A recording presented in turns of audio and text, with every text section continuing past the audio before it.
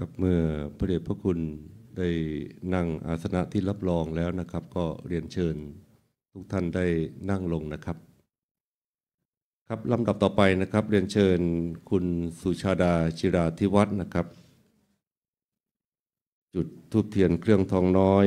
เบื้องหน้าพระบรมฉายาลักษณ์พระบาทสมเด็จพระบรมชนกาธิเบศรมหาภูมิพลอดุลยเดชมหาราชบรมนาถบพิตรครับเชิญครับ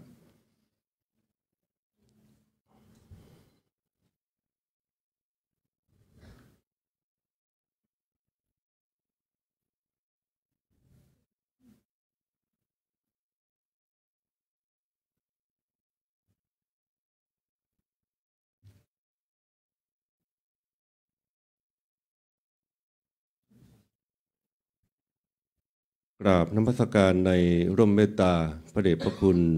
หลวงพ่อพระธรรมวชิรโมลีรองเจ้าคณะภาค4เจ้าวาดวัดยานาวาที่เคารพอย่างสูงกราบนมัสการพระภิกษุสงฆ์สามเณรทุกรูปนะครับแล้วก็สวัสดีผู้ร่วมพิธีทุกท่านนะครับเนื่องในอภิลักษิตสมัยมหามงคลนะครับวันคล้ายวันพระบรมราชสมภพพระบาทสมเด็จพระบรมชนกาธิเบศรมหาภูมิพลอดุลยเดชมหาราชบรมนาถบพิตร5 ธันวาคม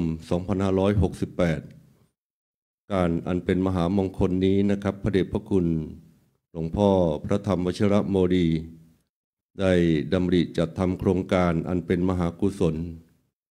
เพื่อน้อมอุทิศถวายเป็นพระราชกุศลนะครับด้วยการวัดสายตาประกอบแว่นนะครับถวายแด่พระภิกษุสงฆ์สามเณรวัดยานาวา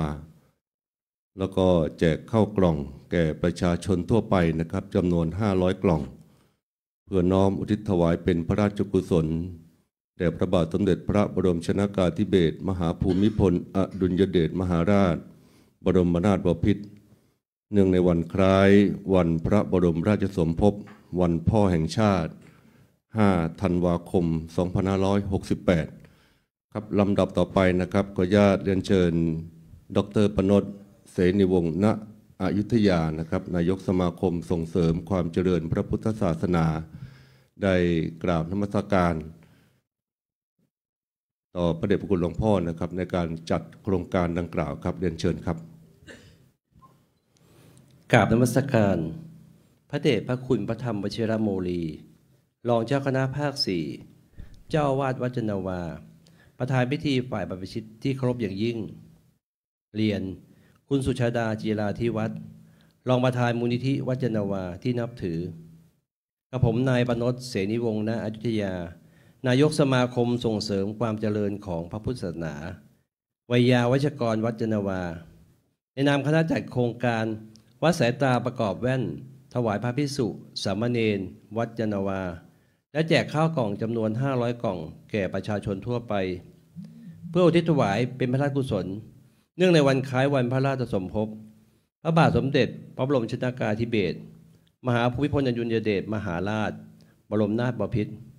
ขอกราบขอบพระคุณพระเดชพระคุณพระธรรมวชิรโมลี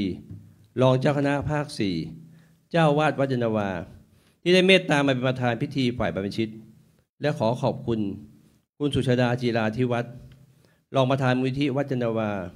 ที่ได้กรุณาให้เกียรติเป็นประธานพิธีฝ่ายคฤหัสถ์ในวันนี้ผมขอกราบนมัสการถวายรายงานความเป็นมาของการจัดพิธีในครั้งนี้พอสังเขปดังนี้เนื่องด้วยวันที่5 ธันวาคมของทุกปีเป็นวันคล้ายวันพระบรมราชสมภพของพระบาทสมเด็จพระบรมชนกาธิเบศรมหาภูมิพลอดุลยเดชมหาราชบรมนาถบพิตรปวงชนชาวไทยทุกหมู่เหล่าต่างรำลึกถึงพระมหากรุณาธิคุณที่พระองค์ทรงอุทิศพระวรกายพระราชฤทัยและพระสติปัญญาประเพณีพระราชกรณียกิจอันยังประโยชน์สุขแก่อาณาประชาราษฎร์อย่างหาที่สุดมิได้และด้วยรำลึกถึงพระมหากรุณาธิคุณดังกล่าวจึงได้พร้อมใจกันประกอบพิธีทางศาสนาและเพ็ญสาธารณประโยชน์ต่างๆเพื่ออุทิศถวายเป็นพระราชกุศลแด่พระองค์ผู้ทรงพระคุณอันประเสริฐเนื่องในวาระวันที่5 ธันวาคมเวียนมาจบครบอีกวาระหนึ่งในปีพุทธศักราช 2568 นี้วัดยานาวาจึงได้ร่วมกับมูลนิธิวัดยานาวามูลนิธิพระรัตนตรัยในพระราชูปถัมภ์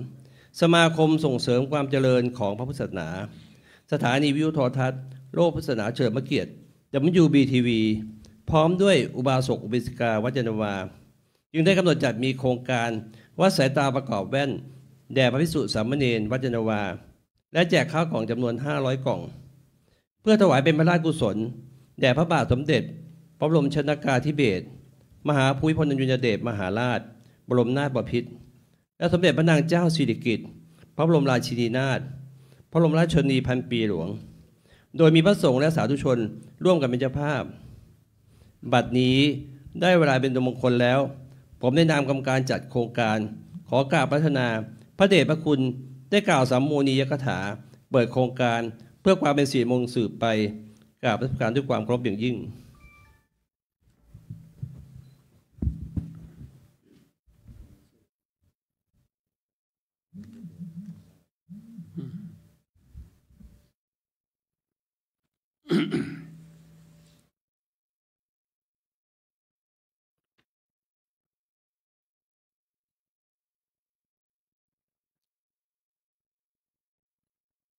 ขอโอกาสเพื่อนสาธมิกคณะสงฆ์วัดยานนาวาและขอเจริญพรคุณปนชเสนีวงศ์อยุธยาคุณสุชาดาธิราธิวัฒน์ในฐานะที่ได้รับเชิญมาเป็นผู้ดำเนินการโครงการเกี่ยวกับการบริษัทที่ได้มาทำโครงการวัดสายตาพระภิกษุสามเณรวัดยานนาวาพร้อมทั้งจะ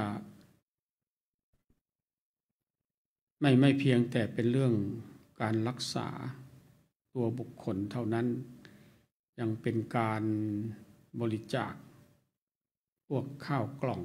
สำหรับดูแลทุกส่วนของร่างกายแล้วก็ทั้งหมดทั้งปวงนี้คุณปนชได้แจ้งให้ทราบแล้วว่าเป็นการน้อมถวายเป็นพระราชกุศลรำลึกถึงพระมหากรุณาธิคุณพระบาทสมเด็จพระบรมชนกาธิเบศรภูมิพลอดุลยเดชมหาราชและรำลึกถึงสมเด็จพระนางเจ้าสิริกิติ์พระบรมราชชนนีพระบรมราชินีนาถพระบรมราชชนนีพันปีหลวงของพระบาทสมเด็จพระเจ้าอยู่หัวองค์ปัจจุบันเนื่องในการในวันสำคัญซึ่งคล้ายวันพระราชสมภพของสมเด็จคือวันที่5 ธันวาคมพุทธศักราช 2568 ทั้งหมดทั้งปวงนี้ก็ล้วนแต่เป็นการรำลึกถึงพระมหากรุณาธิคุณของพระองค์ท่านที่ทรงเสียสละพระวรกายแล้วก็รวมทั้ง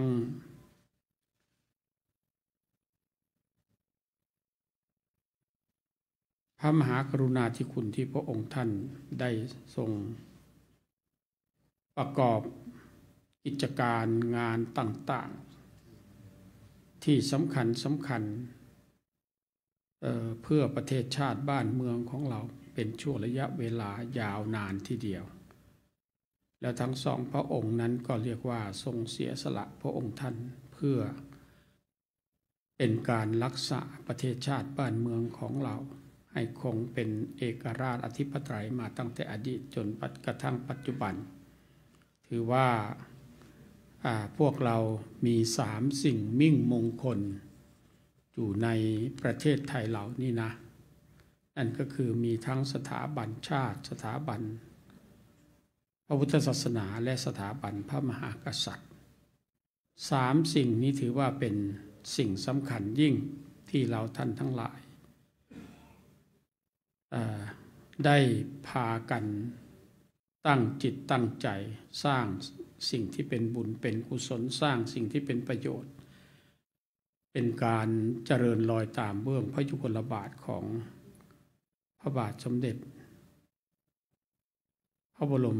ชนากาธิเบศรมหาภูมิพลอดุลยเดชอันนี้ถือว่าเป็นเรื่องสำคัญยิ่งแล้วการรำลึกถึงวันสำคัญเช่นนี้ถือว่าเป็นการที่พวกเราได้บำเพ็ญมหากุศลน้อมถวายแด่พระองค์ท่านให้พระองค์ท่านได้ทรงอยู่ในสวงสวรรค์คาลัยแล้วก็แผ่พระบารมีธรรมของพระองค์ท่านให้พวกเราพร้อมทั้งประเทศชาติของพวกเรารอดพ้นภัยผ่านอยู่ร่มเย็นเป็นสุขชั่วการอันยาวนานในนามคณะสงฆ์ก็ขออนุโมทนาในกุศลเจตนาของคุณปนช เสนีวงศ์ณอยุธยาและเพื่อนพ้องทุกท่านที่ร่วมกันจะเรียกว่าช่วยกันบำเพ็ญกุศลตรวจวัดสายตา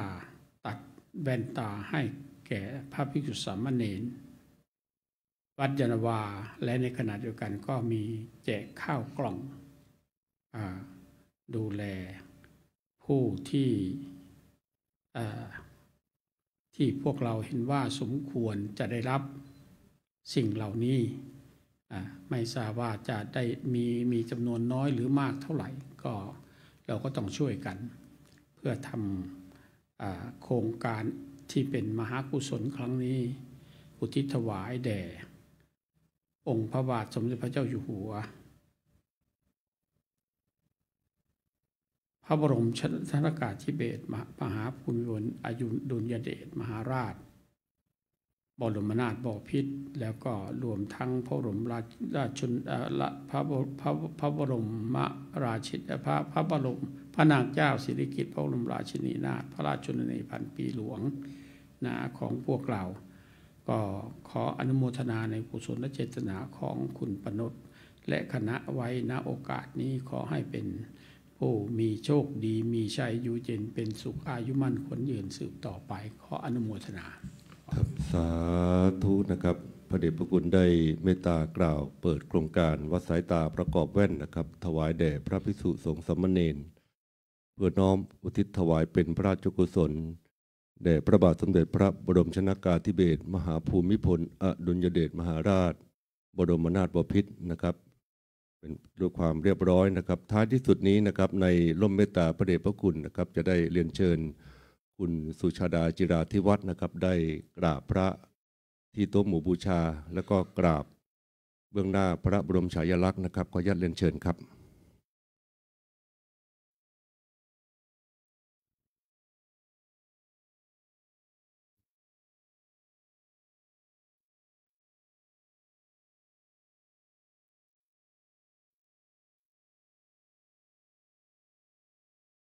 คุณพี่สุชาดาจิราธิวัฒน์ถือว่าเป็นกำลังหลักนะครับท่านหนึ่งครับในการประกอบพิธีสวดพระพิธรรมในทุกค่ำคืนนะครับ39 คืนแทบจะไม่ขาดนะครับนอกจากติดภารกิจสำคัญเท่านั้นเองนะครับก็ขออนุโมทนาสาธุการนะครับครับเรียนเชิญทุกท่านนะครับเข้ารับของที่ระลึกนะครับกับพระเดชพระคุณนะครับเรียนเชิญทุกท่านนะครับผู้ร่วมพิธีนะครับเรียนเชิญนะครับ